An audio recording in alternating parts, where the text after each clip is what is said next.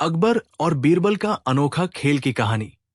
आगरा के विशाल किले में जहांगीरी महल के भव्य दालान में संध्या की सुनहरी धूप छनकर आ रही थी। महाराज अकबर अपने सिंहासन पर विराजमान थे, पर उनके चेहरे पर हल्की उदासी थी। दरबार में कुछ देर तक शांति छाई रही। अकबर ने गहरी सांस ली और अपने सबसे प्रिय दरबारी बीरबल को पुकारा। बीरबल, मेरे मन को अब साधारण शतरंज या चौसर से संतोष नहीं मिलता। मुझे लगता है कि इस साम्राज्य की दीवारों में बुद्धिमत्ता कहीं सो गई है। बीरबल ने आगे आकर शिष्टाचार से सिर झुकाया।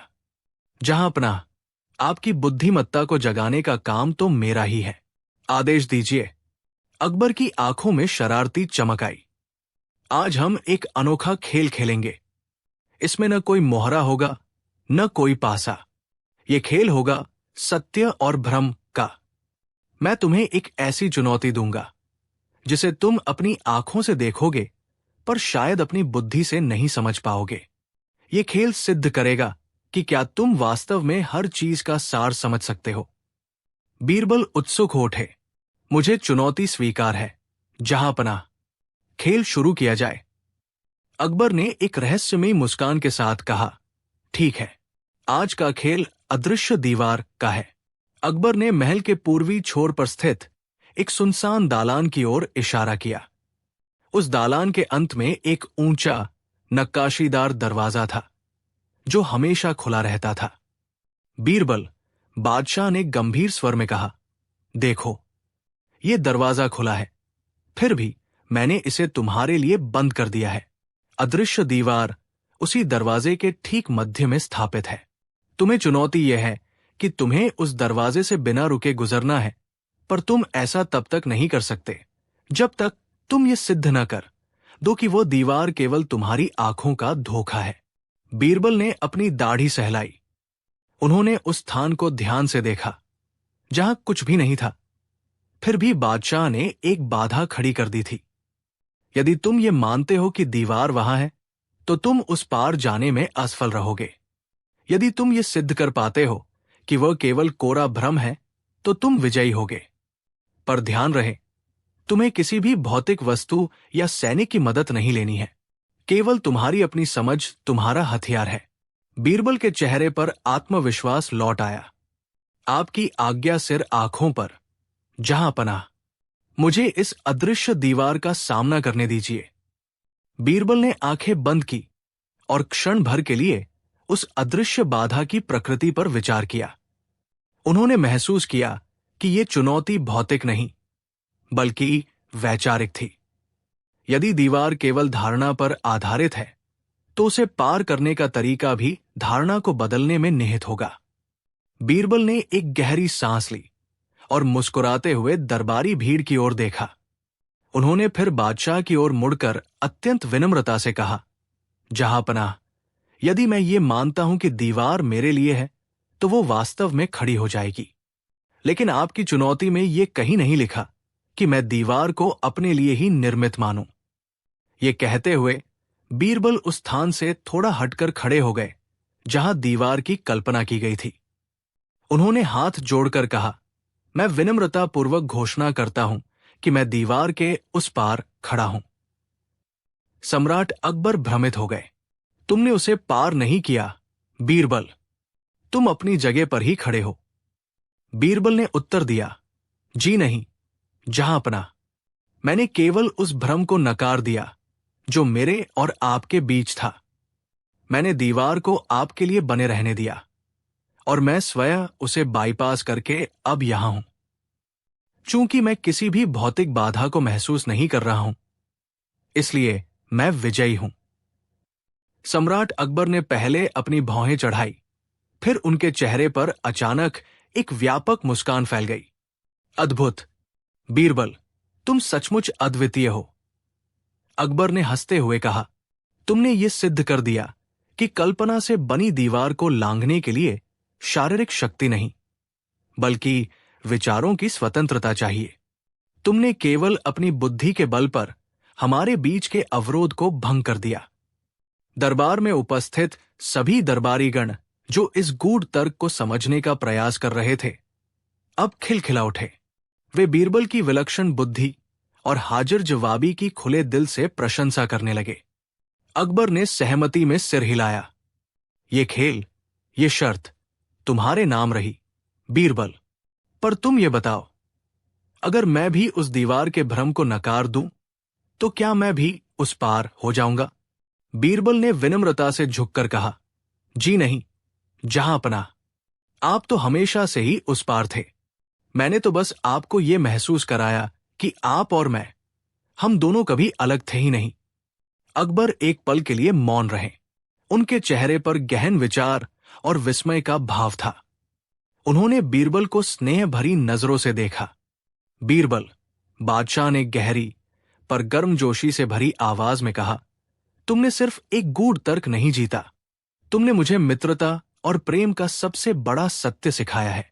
ये सच है, हम इंसानों ने ही अपने बीच सीमाएं बनाई हैं, लेकिन आत्मा के तल पर हम सब एक हैं।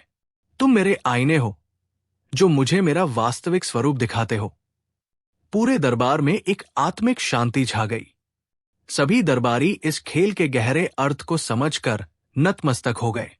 अकबर अपनी गद्दी से उठे और बीरबल की ओर बढ़े। आज का खेल और आज की सीख दोनों ही अनमोल है। जाओ, आज मैं तुम्हें तुम्हारी बुद्धिमत्ता के लिए 100 स्वर्ण मुद्राएं नहीं, बल्कि उससे कहीं अधिक मूल्यवान उपहार देता हूं। ये आश्वासन कि तुम मेरे जीवन की दीवारें गिराने वाले एकमात्र व्यक्ति हो। उन्होंने बीरबल को गले लगाया और पूरे दरबार में जयघोष गूंज उठा। उस दिन के बाद अकबर और बीरबल का अनोखा खेल केवल एक किंवदंती नहीं, बल्कि राज दरबार के इतिहास का एक स्वर्णिम पृष्ठ बन गया। शाम होते होते जब महल की सुनहरी रोशनी शांत हो गई, तब भी बीरबल की बुद्धिमत्ता और बादशाह की विनम्रता की चर्चा हर कोने में थी। शाही रसोई से लेकर अस्तबल तक हर कोई उस गहन दार्शनिक संवाद से प्रभावित था। बादशाह अकबर ने बीरबल को अपने निजी कक्ष दीवान खास में बुलवाया। बीरबल ने झुककर प्रणाम किया। अकबर ने मुस्कुराते हुए कहा, बीरबल, तुम हमेशा मेरी अपेक्षा से अधिक देते हो। मैंने तुम्हें दीवारें गिराने वाला कहा, पर सत्य यह है कि तुमने आज मेरे अहंकार की नींव ही हिला दी। बीरबल ने विनम्रता से उत्तर दिया, जहांपनाह, सेवक तो केवल सत्य का दर्पण होता है। प्रकाश आप है और मैं केवल उसे प्रतिबिंबित करता हूं। इस अटूट विश्वास और प्रेम का बंधन ही मुगल साम्राज्य की सबसे बड़ी ताकत थी। दोनों की आंखें मिली, जिनमें अब राजा और सेवक का नहीं, बल्कि दो सच्चे मित्रों का गहरा स्नेह झलक रहा था। अकबर ने एक गहरी सांस ली और फिर अचानक ठाका लगाकर उस गहनता को तोड़ा। बीरबल, मेरे मित्र, ये सत्य और विश्वास का बंधन ही तुम्हारा सबसे बड़ा हथियार है। पर अब एक नया खेल शुरू किया जाए। मुझे लगता है अब हमें बुद्धि की नहीं, बल्कि दृष्टि की परख करनी चाहिए। उन्होंने अपने अंगरक्षकों को संकेत किया और पल भर में एक मेज पर 3 वस्तुएं रखी गई। एक साधारण मिट्टी का दीपक, एक स्वर्ण मुद्रा और एक सूखा पीपल का पत्ता। अकबर ने चुनौती देते हुए कहा, बीरबल, ये तुम्हारे लिए मेरा अगला सवाल है। इन तीनों में से बताओ, सबसे बड़ा चोर कौन है? ये मामूली खेल नहीं है, बल्कि उस जीवन के दर्शन का खेल है जिसे तुम हमेशा उजागर करते हो। बीरबल ने तीनों वस्तुओं को ध्यान से देखा। उनके चेहरे पर पहले तो उलझन थी, फिर हल्की सी मुस्कान फैल गई। जहांपनाह, बीरबल ने कहा, सेवक तैयार है। यदि ये चोरों का खेल है, तो विजेता केवल सत्य होगा। बीरबल ने गहरी सांस ली और अपनी उंगली पहले स्वर्ण मुद्रा की ओर बढ़ाई। जहांपनाह, ये मुद्रा चोर है, क्योंकि ये रिश्तों से प्रेम और इंसानियत से शांति चुराती है। धन के लालच ने कितने ही घरों को उजाड़ा है। फिर उन्होंने दीपक की ओर देखा, और ये दीपक चोर है, क्योंकि ये नींद और अंधेरे के जरूरी विश्राम को चुराता है। इसके बाद बीरबल ने सूखे पीपल के पत्ते को धीरे से उठा लिया। लेकिन इन सब में सबसे बड़ा चोर ये पत्ता है, क्योंकि ये समय का प्रतीक है। ये जीवन की हरियाली, उसकी जवानी और उसके अस्तित्व को चुरा लेता है, जिसे कोई वापस नहीं ला सकता।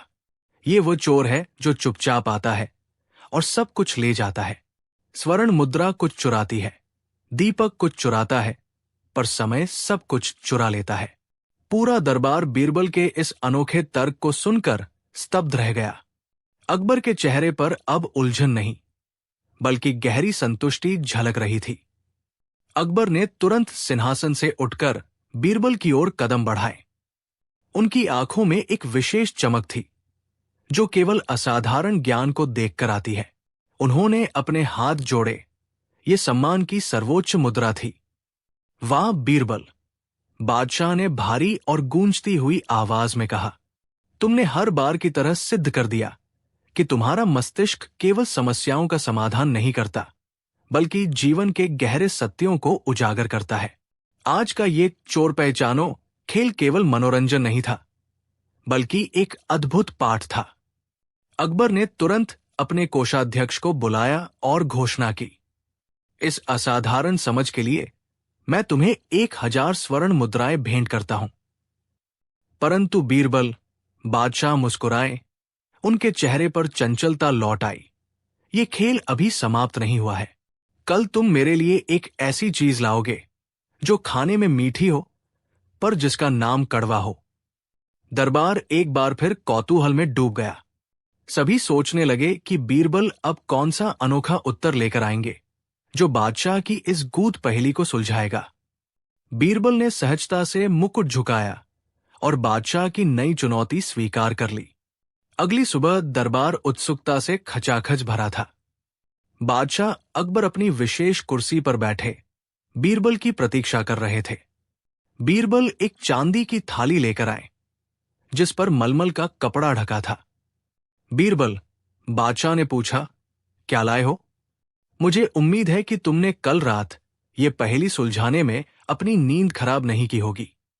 बीरबल ने सहजता से मुकुट झुकाया और कपड़ा हटा दिया। थाली में एक गहरे हरे रंग का व्यंजन सजा था, जो चाशनी से लथपथ था।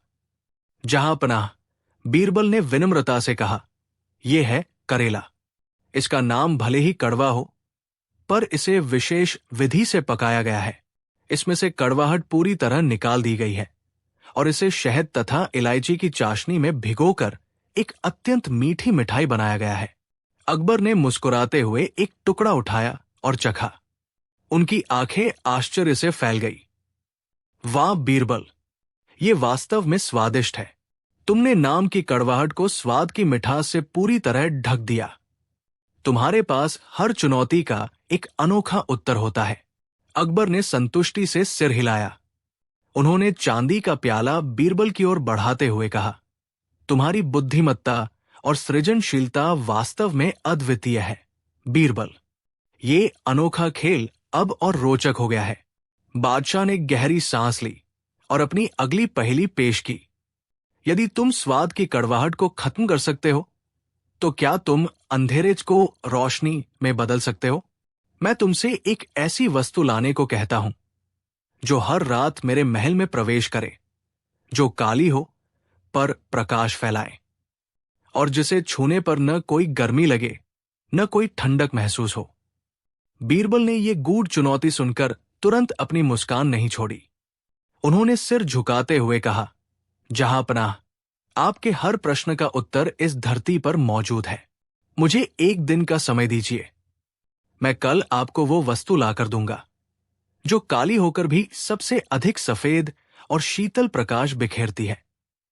अकबर उत्सुकता से बीरबल के जाने का इंतजार करने लगे। ये खेल केवल व्यंजन या पहेली का नहीं, बल्कि मन की सीमाओं को तोड़ने का था। अगली सुबह तक का समय मिला था, लेकिन बीरबल तुरंत कार्य में जुट गए। उन्होंने महल से निकलकर बाजारों और गलियों का रुख किया।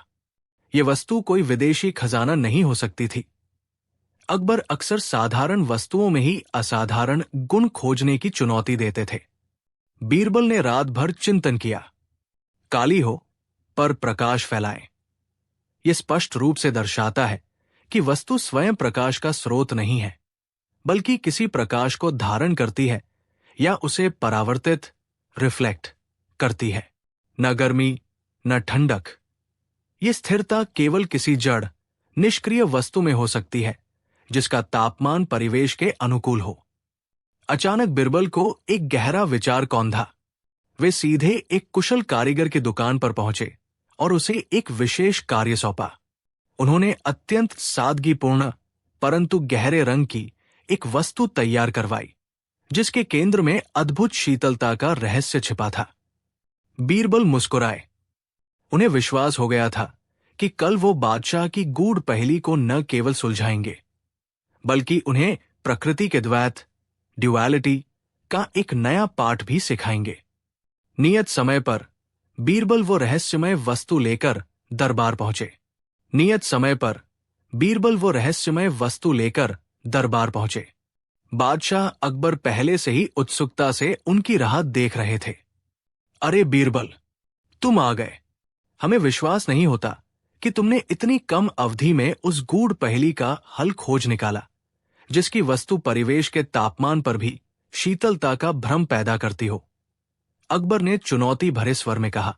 बीरबल ने सम्मानपूर्वक सिर झुकाया और अपने सेवक से एक मखमली कपड़े में लिपटी हुई छोटी गहरे रंग की वस्तु मंगवाई। जहांपनाह, ये रही वो वस्तु। ये बाहर से जितनी शांत और सामान्य दिखती है, इसके भीतर उतना ही गहरा रहस्य छिपा है।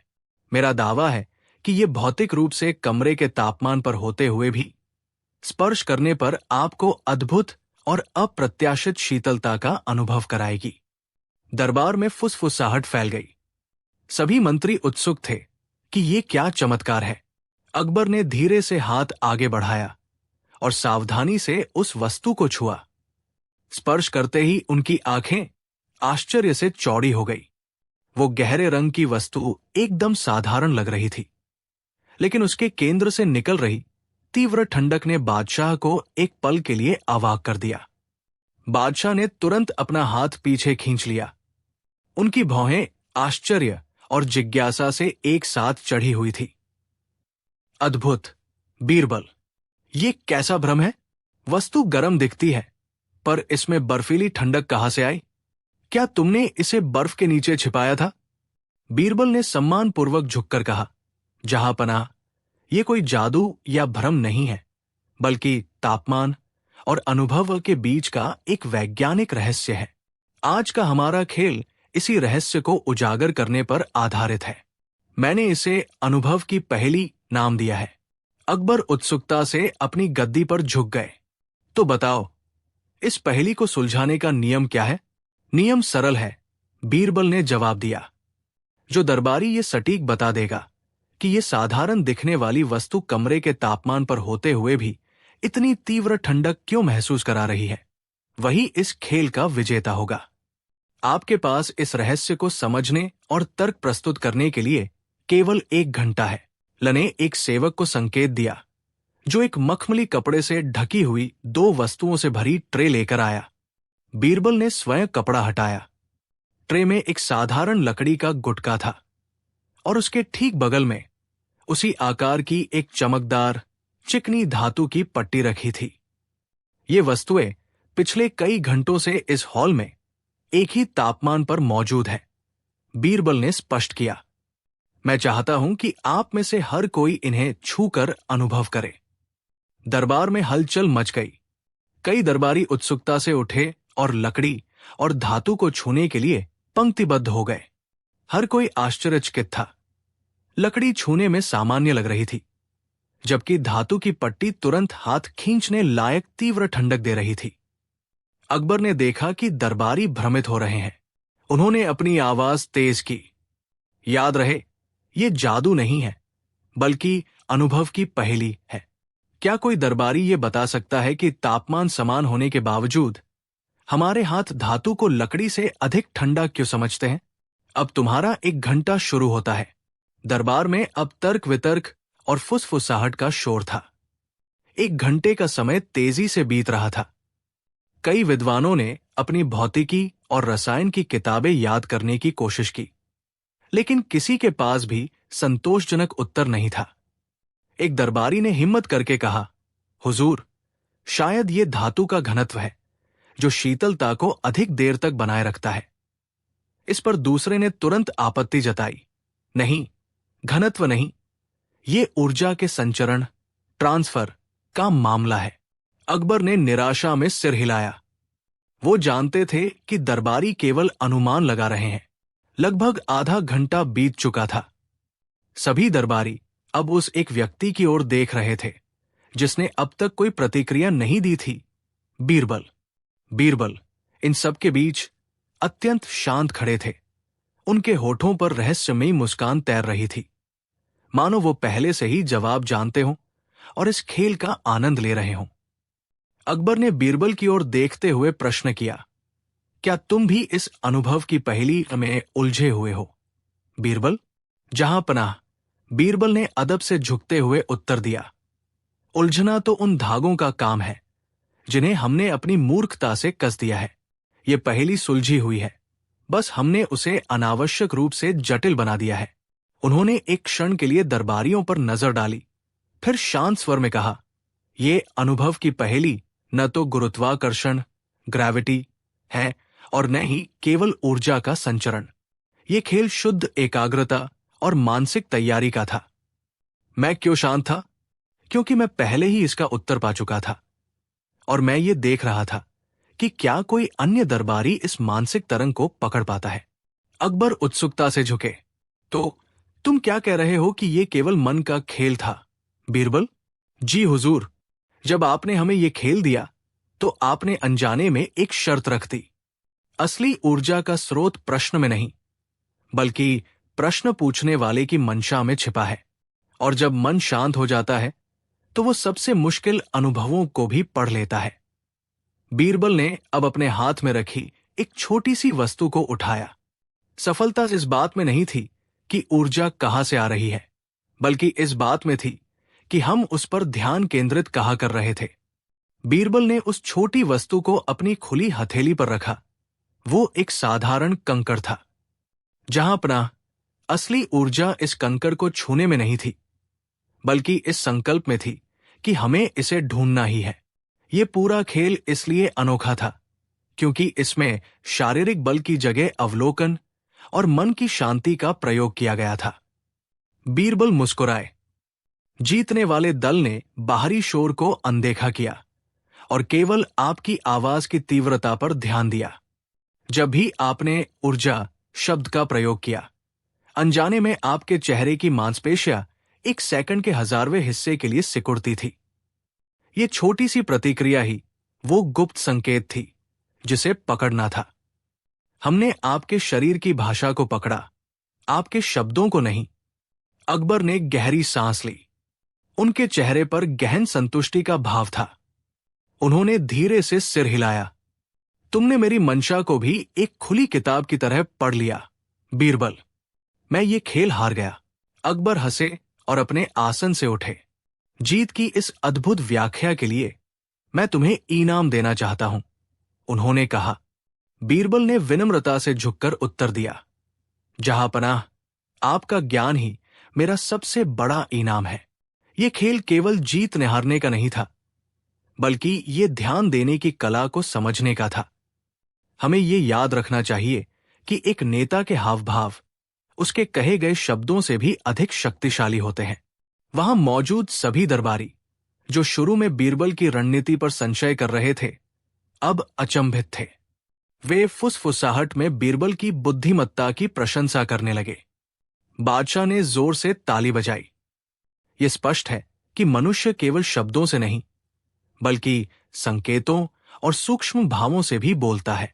बीरबल, तुमने आज हमें सिखाया है कि सबसे जरूरी सुनना वह है जो बिना बोले कहा जाता है।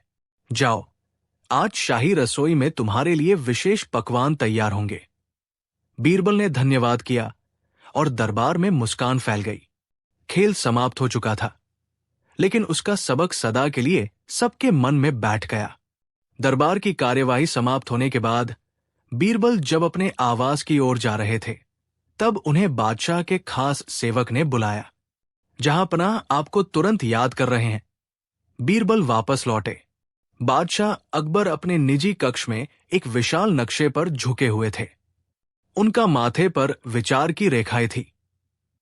बीरबल, बादशाह ने कहा, तुमने मौन भाषा का रहस्य तो सुलझा दिया, पर मेरा मन अब एक नई, अधिक गूढ़ उलझन में फंसा है। मैं जानना चाहता हूं कि इस पूरे साम्राज्य में सबसे मूल्यवान वस्तु क्या है? बीरबल मुस्कुराए। वो जानते थे कि बादशाह का मनोरंजन कभी समाप्त नहीं होता। जहांपनाह, ये तो एक जटिल प्रश्न है। मूल्यवान वस्तु धन या रत्न नहीं होती। ये सवाल वास्तव में एक नया अनोखा खेल है। अकबर की आंखों में चमक आई। ठीक है बीरबल, तुम्हें 3 दिन का समय मिलता है। साबित करो कि सबसे मूल्यवान वस्तु क्या है और मुझे बताओ कि उसे पाया कैसे जाता है। यदि तुम असफल हुए तो शाही रसोई का नियंत्रण कुछ समय के लिए मैं मानसिंह को सौंप दूंगा। ये शर्त सुनकर बीरबल हंस दिए और चुनौती स्वीकार कर ली। चुनौती स्वीकार करने के बाद बीरबल ने तुरंत अपना शोध शुरू कर दिया। अगले 3 दिन तक वो शाही कामकाज से पूरी तरह अलग रहे और आगरा की गलियों में निकल पड़े। उन्होंने धनी व्यापारियों से पूछा कि उनके लिए सबसे मूल्यवान क्या है, तो जवाब मिला, सुरक्षा और इज्जत। जब उन्होंने एक वृद्ध और बीमार व्यक्ति से यही सवाल किया, तो उसने कहा, जीवन का एक और दिन, जहांपनाह। बीरबल ने संतों, कवियों और किसानों से भी बातचीत की। हर किसी का जवाब अलग था, जो उन्हें और अधिक भ्रमित कर रहा था। किसी ने स्वतंत्रता को सबसे मूल्यवान बताया, तो किसी ने ज्ञान। 2 दिन बीत गए और बीरबल अभी भी किसी एक निर्णायक निष्कर्ष पर नहीं पहुंचे थे। तीसरे दिन की सुबह, जब सूरज की पहली किरणें महल पर पड़ रही थी, बीरबल के चेहरे पर एक अजीब सी मुस्कान आई। उन्हें एहसास हुआ कि इस पहेली का उत्तर किसी बाहरी वस्तु में नहीं, बल्कि सीधे बादशाह और उनके न्याय के दृष्टिकोण में छिपा है। बीरबल ने अपने अंतिम प्रदर्शन की रणनीति को अंतिम रूप देना शुरू कर दिया। अब समय था दरबार लौटने का। तीसरे दिन दोपहर होते ही बीरबल शाही दरबार में उपस्थित हुए। पूरा दरबार खचाखच भरा हुआ था। सभी उत्सुक थे कि बीरबल इस कठिन पहेली का क्या हल लेकर आए हैं। बादशाह अकबर उन्हें देखते ही बोले, बीरबल, मैं जानता था कि तुम अवश्य आओगे। बताओ, 2 दिनों के गहन चिंतन के बाद तुमने क्या पाया? संसार की सबसे मूल्यवान वस्तु क्या है? बीरबल ने सम्मानपूर्वक झुककर उत्तर दिया। उनके स्वर में पिछली उलझन का कोई निशान नहीं था, बल्कि एक शांत आत्मविश्वास था। जहांपनाह, मैंने नगर के हर कोने में जाकर लोगों से पूछा। मुझे अनगिनत उत्तर मिले, पर उन सभी में एक बात सामान्य थी। उत्तर देने वाले की परिस्थिति और आवश्यकता ही उस वस्तु का मूल्य तय करती है। बीरबल ने एक क्षण रुककर बादशाह की ओर देखा और फिर बोले, परंतु मैंने उस वस्तु को खोज निकाला है जो हर स्थिति में सबसे मूल्यवान है। वो है आपका न्याय, जहांपनाह। दरबार में सन्नाटा छा गया। अकबर ने भौहें चढ़ाई। मेरा न्याय? समझाओ बीरबल। अवश्य हुजूर, बीरबल ने कहा, यह एक ऐसा अनोखा खेल है जिसका अंतिम खिलाड़ी आप स्वयं हैं। अकबर ने अपनी दाढ़ी सहलाई और सिंहासन से थोड़ा आगे झुके। उनकी आंखों में कौतूहल था, पर आवाज में हल्की सी चेतावनी। बीरबल, तुम हमेशा शब्दों का जाल बुनते हो। स्पष्ट कहो, यह कौन सा खेल है जिसमें बादशाह निर्णायक के बजाय केवल अंतिम खिलाड़ी है? बीरबल ने हाथ जोड़कर विनती की। जहांपनाह, इस खेल के नियम प्रकृति ने तय किए हैं और मैदान है आपकी पूरी सल्तनत। इसमें लाखों खिलाड़ी हैं, आपके नागरिक, जो हर सुबह अपनी आशाओं, लालच और संघर्षों के साथ निकलते हैं। उनका हर कर्म एक चाल है। बीरबल ने समझाया, जब ये चालें आपस में टकराती हैं, तो विवाद उत्पन्न होता है। यहीं पर साधारण खेल समाप्त होता है और न्याय का अनोखा खेल आरंभ होता है। अन्य किसी भी वस्तु का मूल्य तो बदला जा सकता है, पर जब किसी नागरिक का जीवन, मान या आशा दांव पर लगी होती है, तो उसके लिए सबसे मूल्यवान वस्तु केवल आपका निष्पक्ष निर्णय होता है। आप अंतिम खिलाड़ी इसलिए हैं, हुजूर, क्योंकि आपके निर्णय के बाद कोई अपील नहीं होती। आपका न्याय ही प्रजा का अंतिम विश्वास है। यदि वो विश्वास टूट जाए तो सल्तनत का असली खजाना नष्ट हो जाएगा। अकबर ने एक लंबी श्वास ली।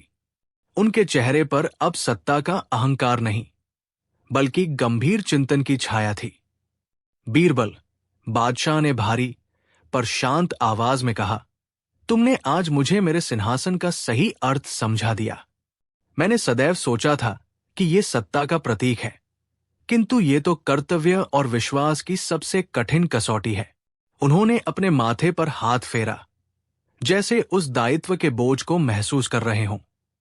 तो मेरे मित्र, अकबर ने उत्सुकता से पूछा, यदि मैं इस न्याय के अनोखे खेल का अंतिम और सबसे महत्वपूर्ण खिलाड़ी हूं, तो मुझे इसके नियम भी स्पष्ट बताओ।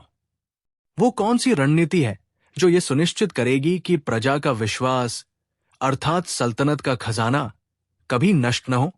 बीरबल ने सिर झुकाया और मंद मंद मुस्कराए। नियम महाराज, किताबों में लिखे नहीं जाते, वे हृदय में गढ़े जाते हैं। इसका पहला और सबसे बड़ा नियम है निडरता से सत्य की खोज, चाहे वो सत्य आपके विरुद्ध ही क्यों न हो। और दूसरा नियम, वो मैं आपको अगली चुनौती के साथ समझाऊंगा, जिसे मैंने आपके सामने लाने की तैयारी कर ली है। अकबर के चेहरे पर जिज्ञासा का भाव गहराया। वो अपने आसन से उठे और उत्सुकता से बीरबल की ओर झुके। तो बताओ बीरबल, तुम्हारी अगली बिसात क्या है?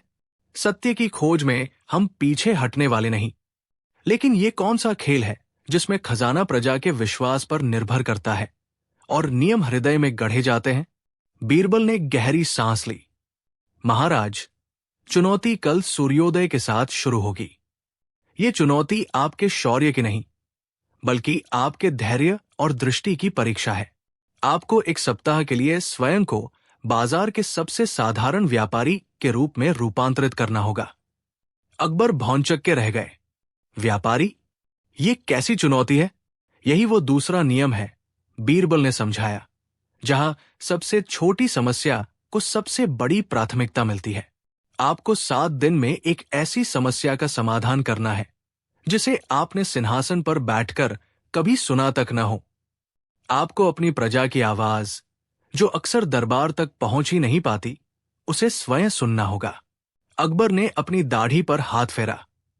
ठीक है बीरबल, हमें ये व्यापारी वाला खेल स्वीकार है, लेकिन ये बताओ, मेरा पहला सौदा क्या होगा? बीरबल ने सम्मानपूर्वक सिर झुकाया और एक रहस्यमयी मुस्कान के साथ कहा, जहांपनाह, आपका पहला सौदा किसी धन दौलत का लेन देन नहीं होगा, बल्कि एक गुमनाम पहचान का आदान प्रदान होगा। आज रात आपको भेष बदलना होगा। आप शाही वस्त्र उतारेंगे और मोहन नामक एक थके हुए पर अनुभवी नमक व्यापारी का वेश धारण करेंगे। अकबर ने उत्सुकता से पूछा, नमक व्यापारी? और मेरी समस्या? समस्या बहुत साधारण है, बीरबल ने समझाया। शहर के पश्चिमी द्वार के बाहर वहां एक पुरानी धर्मशाला है। पिछले कई महीनों से उस धर्मशाला के कुएं का पानी गंदा आ रहा है। ये इतनी छोटी समस्या है कि ये न तो किसी मंत्री के ध्यान में आई है, न ही इस पर कोई शाही फरमान जारी हुआ है। आपका पहला कार्य उस कुएं को बिना किसी राजसी शक्ति का उपयोग किए साफ करवाना होगा। याद रखें, अब आप सिर्फ मोहन हैं और मोहन को अपनी समस्या का हल खुद ही खोजना होगा। अकबर ने गंभीरता से सिर हिलाया। स्वीकार है बीरबल। मोहन कल सूर्योदय से पहले अपनी यात्रा शुरू करेगा। रात भर अकबर ने बीरबल की अनोखी शर्त पर चिंतन किया। उन्हें लगा कि एक सम्राट के रूप में वे बल और आदेश से हर समस्या का हल कर सकते हैं, लेकिन मोहन को अपनी बुद्धिमत्ता और साधारण उपायों पर निर्भर रहना था। अगले दिन भोर होते ही अकबर ने एक पुराना फीका कुर्ता और धोती पहनी। शाही पगड़ी की जगह उन्होंने एक साधारण कपड़े का साफा बांधा। राजसी वैभव को त्याग कर मोहन ने शहर के पश्चिमी द्वार की ओर कदम बढ़ाए। थोड़ी देर चलने के बाद उसे रास्ते से हटकर एक जीर्ण शीर्ण धर्मशाला दिखाई दी, जिसकी दीवारें टूट चुकी थी। जब वो कुएं के पास पहुंचा तो हवा में दुर्गंध महसूस हुई। कुएं का पानी ऊपर तक मैला, काई भरा और गहरा हरा था। वहां मौजूद कुछ थकेहारे यात्रियों ने उदासी से मोहन की ओर देखा, मानो कह रहे हों कि ये समस्या हल नहीं हो सकती। मोहन ने गहरी सांस ली। एक सम्राट के लिए ये एक आदेश होता, उसने मन ही मन सोचा, लेकिन मोहन के लिए ये एक पहेली है। अब उसे समझना था कि बिना पैसे और प्रभाव के वो इस काम में लोगों को कैसे शामिल कर सकता है। पहला कदम था उपकरण जुटाना, पर कहां से और सबसे जरूरी, कौन उसकी मदद करेगा? मोहन ने यात्रियों की निराशा को समझा। उसने उन्हें संबोधित किया, बंधुओं, यदि प्यास बुझानी है तो ये उदासी छोड़ो। ये कुआं सिर्फ गंदा नहीं है, ये एक चुनौती है। उसने जोर से कहा कि वो सम्राट का सेवक नहीं, बल्कि एक नागरिक है जो समस्या को अनोखे खेल के रूप में देखेगा। हम इस काम में लोगों को पैसे से नहीं, बल्कि गर्व और सामूहिक इच्छा शक्ति से जोड़ेंगे। सबसे पहले उपकरण जुटाने थे। मोहन ने एक यात्री की ओर इशारा किया, जो पास के गांव का लग रहा था। तुम जाओ और गांव में घोषणा करो कि कुएं की स्वच्छता प्रतियोगिता शुरू हो गई है। सबसे लंबी रस्सी और सबसे मजबूत बाल्टी लाने वाले को राजा की ओर से नहीं, बल्कि सभी प्यासे यात्रियों की ओर से विशेष सम्मान मिलेगा।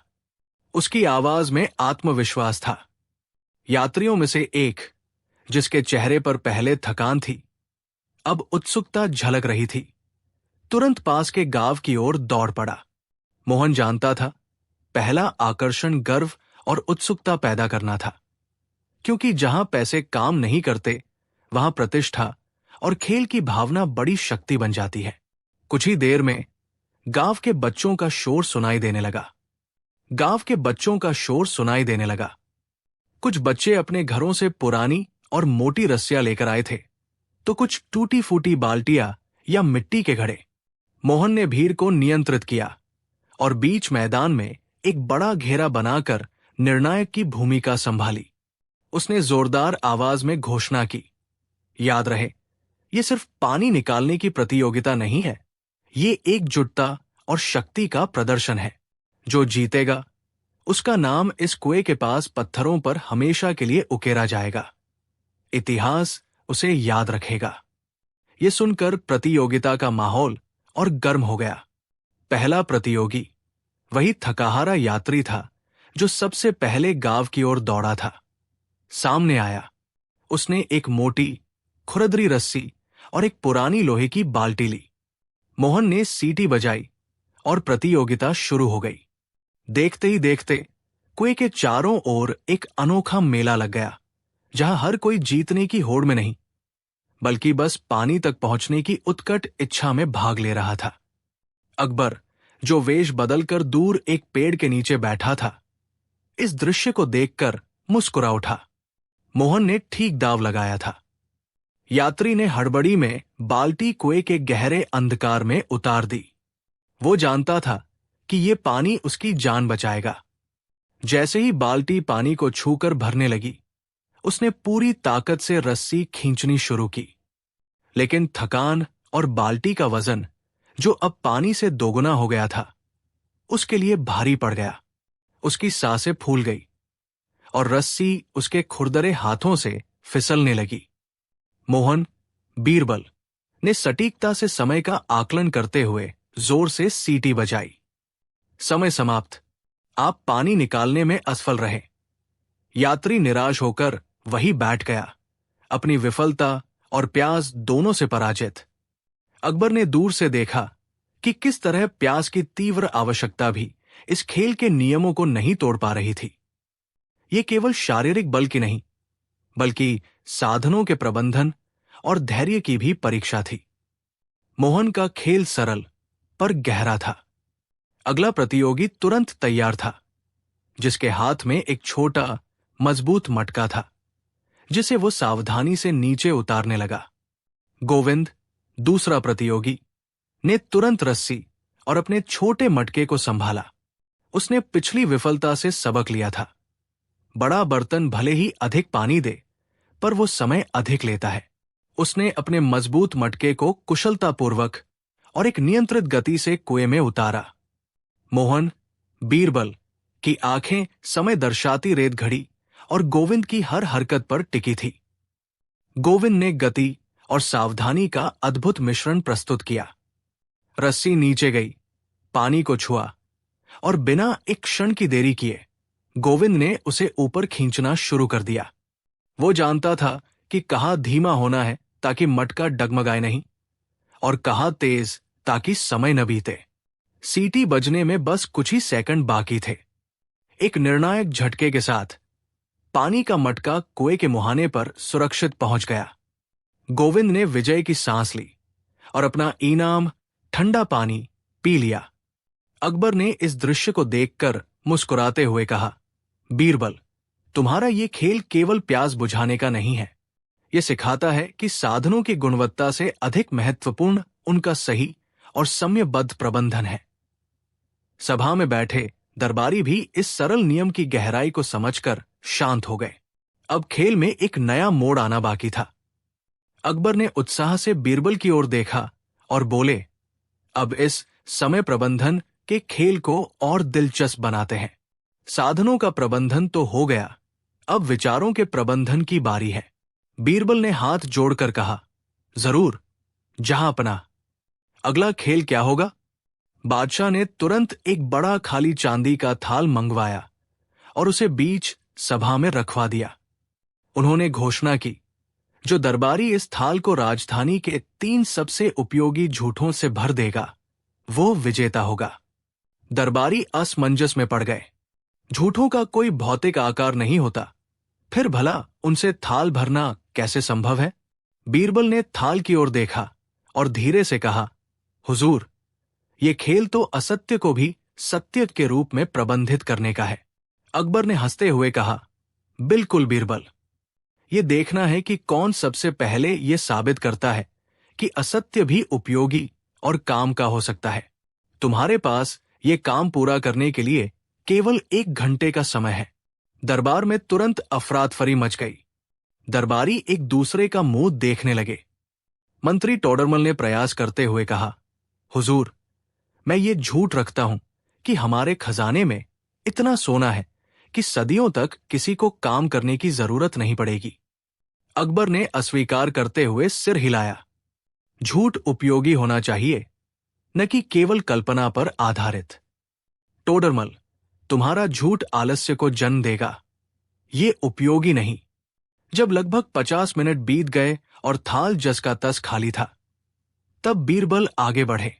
उन्होंने थाल को उठाया और मुस्कुराते हुए कहा, हुजूर, पहला उपयोगी झूठ यह है, महाराज, आपके बिना हमारा जीवन शून्य है, आप अमर रहें। ये झूठ आपको शासन करने की ऊर्जा देता है और जनता को आशा से भरता है। बीरबल ने थाल को अपनी गोद में रखकर जोर से हवा में ताली बजाई। देखिए, इस झूठ से उत्पन्न हुई आशा ने थाल के 1/4 हिस्से को भर दिया है। अकबर ने बीरबल की चतुराई पर ठहाका लगाया। अद्भुत बीरबल, अब बताओ दूसरा उपयोगी झूठ। बीरबल ने सम्मान से सिर झुकाया। हुजूर, दूसरा उपयोगी झूठ हमारे राज्य की अर्थव्यवस्था से जुड़ा है। वो ये है, महाराज, हमारा खजाना अथाह है और राज्य में कभी भी किसी व्यापारी या किसान को किसी भी संकट में अकेला नहीं छोड़ा जाएगा। ये झूठ न केवल हमारे कोष की मजबूती का भ्रम बनाए रखता है, बल्कि हमारे व्यापारियों को ये विश्वास दिलाता है कि वे सुरक्षित रूप से बड़ा निवेश कर सकते हैं। बीरबल ने थाल को हल्के से हिलाया। देखिए, इस झूठ से भयमुक्त व्यापारिक विश्वास उत्पन्न होता है। यह विश्वास इतना मजबूत है कि इसने थाल के 1/4 हिस्से को भर दिया है। अब हुजूर, थाल आधा भर चुका है। आशा और विश्वास, ये 2 सबसे बड़े स्तंभ हैं। अकबर ने अपनी दाढ़ी सहलाई। उनकी आंखों में चमक थी। अद्भुत बीरबल, आशा और विश्वास से आधा थाल भर दिया गया। अब तीसरा झूठ कौन सा है जो शेष हिस्से को भरेगा? बीरबल ने विनम्रता से सिर झुकाया। हुजूर, तीसरा झूठ वह है जिसके बिना कोई भी राज्य चल नहीं सकता, अखंड शाही नियंत्रण का झूठ। अकबर ने उत्सुकता से पूछा, ये कैसा झूठ है? ये वो विश्वास है जहां पनाह कि बादशाह की पहुंच हर गली, हर चौराहे तक है। हमने ये अफवाह फैला रखी है कि हमारे शाही गुप्तचर इतने अचूक और कुशल हैं कि कोई भी अपराध, कोई भी षड्यंत्र जन्म लेने से पहले ही पकड़ लिया जाता है। ये सत्य नहीं है कि हम इतने अचूक हैं, पर यह झूठ आम लोगों में एक गहरा कानूनी भय पैदा करता है। यही भय है जो उन्हें व्यवस्था बनाए रखने पर मजबूर करता है। बीरबल ने चुटकी बजाई, थाल में कुछ और भरा। देखिए हुजूर, ये शांति और व्यवस्था का भय है। इस झूठ के गिरते ही थाल का 3/4 हिस्सा भर गया है। अब केवल अंतिम और सबसे बड़ा झूठ शेष है। बीरबल ने अपनी उंगलियों से एक काल्पनिक रेखा खींची जो थाल के शेष रिक्त भाग को दर्शा रही थी। ये स्थान, हुजूर, अब तक के सबसे बड़े सत्य को धारण करेगा, जिसे हम शासन का सबसे बड़ा झूठ कह सकते हैं। अकबर ने अपनी भौहें उठाई। इतनी बड़ी चीज, बीरबल, बताओ अब और कौन सा भ्रम शेष है? हुजूर, वो है सम्राट का निरपेक्ष न्याय। बीरबल ने झुककर धीरे से कहा, जनता को यह विश्वास होना ही चाहिए कि उनका राजा त्रुटिहीन है, कि उसका हर निर्णय, हर आदेश, भले ही कठोर लगे, अंततः केवल न्याय और प्रजा के हित के लिए है। उन्हें यह विश्वास होना चाहिए कि आप केवल शक्तिशाली नहीं हैं, बल्कि ईश्वरतुल्य निष्पक्ष और सर्वज्ञ भी है। बीरबल ने चुटकी से अंतिम वस्तु, एक छोटा सा चमकीला रत्न, उठाकर थाल के खाली कोने में रख दिया। रत्न रखते ही थाल पूरी तरह भर गया। यही वो भावनात्मक सत्य है, हुजूर, जो पहले दोनों कानूनी भयों को मजबूती देता है। यदि लोगों का विश्वास इस अंतिम झूठ से डगमगाता है, तो वे पहले दोनों झूठों, कानून के भय और गुप्तचरों के भय पर भी प्रश्न उठाना शुरू कर देंगे। ये विश्वास ही आपके साम्राज्य का आधार है, वो अनोखा खेल जो आपको शांति देता है। अकबर ने एक लंबी, गहरी सांस ली। उनकी आंखें उस छोटे, अंतिम रत्न पर टिकी थी, जो सत्य और झूठ के बीच के नाजुक संतुलन को दर्शा रहा था। ये अद्भुत है, बीरबल। उनकी आवाज में अब तक की सबसे अधिक गंभीरता थी। तुमने केवल एक खेल का विश्लेषण नहीं किया, बल्कि सत्ता के उस अदृश्य ताने बाने को उजागर किया है जिस पर यह पूरा शासन टिका है। अकबर ने धीरे से आगे बढ़कर उस रत्नों से भरे थाल को श्रद्धापूर्वक देखा। उन्होंने संतुष्टि से सिर हिलाया। अब मैं समझा, हम राजा लोग प्रजा को नियंत्रित करने के लिए केवल डंडे का सहारा नहीं लेते, बल्कि उनके मन में एक पवित्र भ्रम भी पालते हैं। और जिस दिन वो भ्रम टूटता है, उसी दिन हमारा ताज भी खतरे में आ जाता है। उन्होंने सेवक को इशारा किया कि वो उस बहुमूल्य थाल को सुरक्षित रख दे। ये अनोखा खेल आज समाप्त हुआ, बीरबल, और तुम ही इसके असली विजेता हो। बीरबल ने विनम्रता से झुककर सलाम किया। जहांपनाह, ये खेल जीतना मेरा उद्देश्य नहीं था। मेरा उद्देश्य केवल इतना था कि आप शासन की नींव को फिर से टटोलें। ये भ्रम, जिसे आपने पवित्र कहा, वो प्रजा के विश्वास से उपजा है। इसे बनाए रखना आवश्यक है, क्योंकि जिस दिन वे शासक को केवल एक सामान्य मनुष्य समझने लगेंगे, उस दिन अव्यवस्था फैल जाएगी। अकबर मुस्कुराए। उन्होंने बीरबल को अपने पास बुलाया और उनकी पीठ थपथपाई। तुम सही कहते हो, मित्र। इसलिए हमें हमेशा ये याद रखना होगा कि हमारे कंधों पर ताज नहीं, बल्कि करोड़ों लोगों का विश्वास टिका हुआ है। यह रत्नों से भरा थाल भले ही कीमती हो, अकबर ने सिंहासन की ओर इशारा किया, पर इस ज्ञान से उपजा आत्मविश्वास अनमोल है।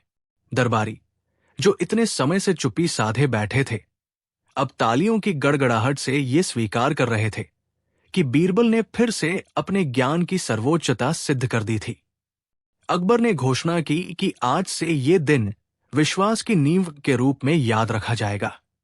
अकबर ने एक गहरी सांस ली और माहौल की गंभीरता को तोड़ते हुए एक रहस्यमय मुस्कान दी। बीरबल, उन्होंने प्रेम से कहा, तुम्हारी बुद्धिमत्ता ने आज फिर सिद्ध कर दिया कि धन से बड़ा आत्मविश्वास होता है। लेकिन अब मुझे एक और बात जाननी है। उन्होंने अपनी मूंछों पर ताव दिया। एक राजा के लिए सबसे अनोखा खेल कौन सा हो सकता है, जिसमें कोई तलवार न हो, कोई शतरंज न हो, केवल बुद्धि की कसौटी हो? बीरबल ने तुरंत उत्तर दिया, जहांपनाह। वो खेल है भविष्य का अनुमान, और इसे खेलने में महारत केवल आपके पास है। अकबर खिलखिला उठे। बहुत खूब, तो हम कल यही खेलेंगे, सपनों का सौदागर। तुम्हें यह सिद्ध करना होगा कि अदृश्य चीज को भी बेचा और खरीदा जा सकता है। याद रहे बीरबल, ये खेल एक दिन की चुनौती है और दांव पर मेरी सबसे प्रिय वस्तु होगी। दरबार में कौतूहल छा गया और बीरबल ने चुनौती स्वीकार करते हुए झुककर सम्मान किया।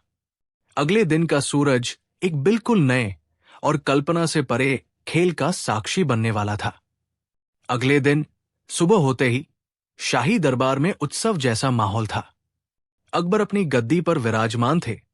उनकी आंखों में उत्सुकता और चुनौती का मिश्रण झलक रहा था। हर दरबारी उस खेल के परिणाम का अनुमान लगाने की कोशिश कर रहा था, जिसमें अदृश्य को खरीदना बेचना था। तो बीरबल, अकबर ने मुस्कान दबाते हुए कहा, लाओ अपनी वो अदृश्य वस्तु जिसका सौदा तुम करने चले हो। समय शुरू हो चुका है। बीरबल ने सम्मानपूर्वक सिर झुकाया और दो सेवकों को आगे आने का संकेत दिया। सेवकों ने एक विशाल नक्काशीदार चांदी का थाल उठाया, जो पूरी तरह से मखमल के कपड़े से ढका हुआ था। थाल पूरी तरह खाली लग रहा था, मगर बीरबल ने गंभीर मुख मुद्रा बनाकर घोषणा की, जहांपनाह, मैं आज ज्ञान का प्रकाश बेचने आया हूं। इसकी महक अमूल्य है, पर आज के लिए इसका दाम है 1,00,000 स्वर्ण मुद्राएं। दरबार में एक सन्नाटा छा गया। दरबारी ये देखकर अचंभित थे कि बीरबल एक खाली थाल को इतना महंगा कैसे बेचेंगे। अकबर भी भौहें सिकोड़कर बीरबल की ओर देखने लगे, ये जानने के लिए कि उनका वजीर ये असंभव सौदा पूरा कैसे करेगा। अकबर ने अपनी भौहें सिकोड़ी, लेकिन उनके चेहरे पर एक हल्की मुस्कान आ गई। बीरबल, उन्होंने शांत स्वर में कहा, तुम्हारी धृष्टता दिन ब दिन बढ़ती जा रही है। एक खाली थाल को अमूल्य बताकर मुझे ठगने की कोशिश कर रहे हो। ये महक क्या है जिसके लिए मुझे इतनी बड़ी कीमत चुकानी पड़ेगी? बीरबल ने सम्मानपूर्वक झुककर कहा, जहांपनाह, ये केवल धन की बात नहीं है, ये समझ की कीमत है। ज्ञान का प्रकाश दिखाई नहीं देता, लेकिन ये उन लोगों को रास्ता दिखाता है जो इसे महसूस करने की क्षमता रखते हैं। इसकी महक है भविष्य के अवसरों को पहचानने की क्षमता, और इसकी चमक है अज्ञानता के अंधेरे को दूर करने का साहस। उन्होंने धीरे से मखमली कपड़ा हटाया। थाल अभी भी खाली था, मगर बीरबल की आंखों में चमक थी। ये प्रकाश अभी यहां इस थाल में व्याप्त है। जहांपनाह, आपको केवल अपनी नाक और अपने विवेक का उपयोग करना है। अब आपको तय करना है कि क्या आप इस अमूल्य महक को सूंघकर उसे अपने ज्ञानकोश में जोड़ना चाहते हैं, या इसे अनदेखा करके इसे केवल एक खाली थाल मानना चाहते हैं। बादशाह अकबर क्षण भर के लिए मौन रहे। उन्होंने थाल को छुआ, फिर अपनी आंखें बंद कर ली। राज दरबार में अजीब सी चुप्पी छा गई थी।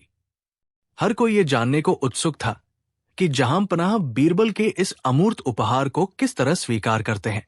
गहरी सांस लेते हुए अकबर ने उनपने होठों पर एक संतोषजनक मुस्कान आने दी। उन्होंने अपनी आंखें खोली और बीरबल की ओर देखते हुए कहा, बीरबल, तुमने मेरे सामने सबसे कीमती तोहफा रखा है।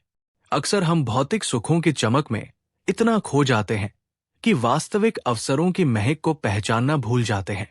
तुमने मुझे ये सिखाया कि सबसे बड़ी संपत्ति वही है जिसे केवल विवेक की आंखें ही देख सकती है। अकबर ने तुरंत बीरबल को गले लगाया और सोने की 100 मोहरें देते हुए कहा, ये खाली थाल अब दृष्टि का उपहार कहलाएगा। तुम्हारी बुद्धिमत्ता हमारी सल्तनत का सबसे मूल्यवान गहना है। दरबार तालियों की गड़गड़ाहट से गूंज उठा। तालियों की गड़गड़ाहट शांत हुई तो बादशाह अकबर ने बीरबल की ओर देखकर एक गहरी सांस ली। उनके चेहरे पर अभी भी पिछली जीत का संतोष था, पर आंखें पहले से ही नई चुनौती की तलाश में थी। बीरबल, अकबर ने हल्के स्वर में कहा, ये दृष्टि का उपहार तो केवल एक अभ्यास था। अब हम एक वास्तविक अनोखा खेल खेलेंगे। ये खेल धन दौलत या बुद्धि का नहीं, बल्कि शब्दों की कारीगरी का होगा। दरबार में एक बार फिर उत्सुकता छा गई। अकबर ने घोषणा की, कल सुबह दरबार में हर दरबारी को एक ऐसा बयान देना होगा जो सुनने में बिल्कुल झूठा, मनगढ़ंत और असंभव लगे, पर वो पूर्ण सत्य हो। जो सबसे अधिक अविश्वसनीय लेकिन प्रमाणित सत्य प्रस्तुत करेगा, वही इस सत्य की अद्भुत कल्पना प्रतियोगिता का विजेता होगा। सभी दरबारी चिंतित हो गए। उन्हें लगा कि ये अकबर ने जानबूझकर बीरबल के लिए ही रचा है। बीरबल मुस्कुराए। उन्होंने झुककर कहा, जहां पनाह, खेल का नियम स्वीकार है। कल का दिन अवश्य ही दिलचस्प होगा। रात भर आगरा के महल और गलियों में सत्य की अद्भुत कल्पना की चर्चा चलती रही। आम जनता भी उत्सुक थी। वहीं सभी दरबारी अपने घरों में चिंता के सागर में डूबे थे। वे जानते थे कि केवल झूठ बोलना आसान है, लेकिन एक ऐसा अकाट्य सत्य खोजना जो दिखने में सरासर झूठ या असंभव लगे, लगभग असंभव था। कई विद्वानों ने पुरानी किताबों, शास्त्रों और लोक कथाओं को खंगाला, पर बीरबल जैसा विरोधाभास वाला सत्य उन्हें कहीं नहीं मिला। अगले दिन सुबह दरबार तनाव से भरा था। सभी दरबारी डरे हुए और थके हुए लग रहे थे। हर कोई अपने कागजात को बार बार देख रहा था, मानो अंतिम क्षण तक अपने तर्क को प्रमाणित करने की कोशिश कर रहा हो। बीरबल हमेशा की तरह तरोताजा और प्रसन्नचित्त दिख रहे थे। अकबर सिंहासन पर बैठे और मुस्कुराते हुए कहा, तो क्या हमारे विद्वान कुछ ऐसी अद्भुत कल्पनाएं लाए हैं जो वास्तव में सत्य है? समय आ गया है कि इस प्रतियोगिता का आरंभ किया जाए। उन्होंने सबसे पहले मुख्य दरबारी मान सिंह को अपना अविश्वसनीय सत्य प्रस्तुत करने के लिए आमंत्रित किया। मान सिंह ने सम्मानपूर्वक सिर झुकाया और अपनी जगह से उठे। उन्होंने अपने वेश को ठीक किया और आत्मविश्वास से भरा एक कागज का टुकड़ा खोला। जहां पनाह, उन्होंने अपनी गंभीर, भारी आवाज में कहा, मेरा अविश्वसनीय सत्य ये है कि इस दुनिया में ऐसी अदृश्य आवाजें मौजूद हैं जिन्हें केवल पूर्ण मौन के क्षणों में ही सुना जा सकता है। ये आवाजें उन भविष्य की घटनाओं का पूर्वाभास देती है जो घटित होने वाली है, लेकिन इन्हें सिर्फ वही व्यक्ति समझ सकता है जिसने 7 दिन तक अन्न का एक दाना भी न ग्रहण किया हो। दरबार में एक पल के लिए पूर्ण सन्नाटा छा गया। कई दरबारी फुसफुसाए, जबकि कुछ ने मान सिंह के चेहरे पर आश्चर्य और संदेह दोनों भावों से देखा। मान सिंह ने तुरंत अपनी बात पर जोर दिया, मैंने स्वयं इस सिद्धांत को प्रमाणित करने के लिए 1 सप्ताह तक उपवास किया है और मुझे अगले 3 दिनों में होने वाली एक महत्वपूर्ण घटना का संकेत मिला है। अकबर ने अपनी दाढ़ी सहलाते हुए गहरी सांस ली। दिलचस्प, उन्होंने कहा, तुम्हारी कल्पना तो सचमुच अद्भुत है। अब यह साबित करना तुम्हारा काम है कि तुम्हारी ये कल्पना एक सत्य है।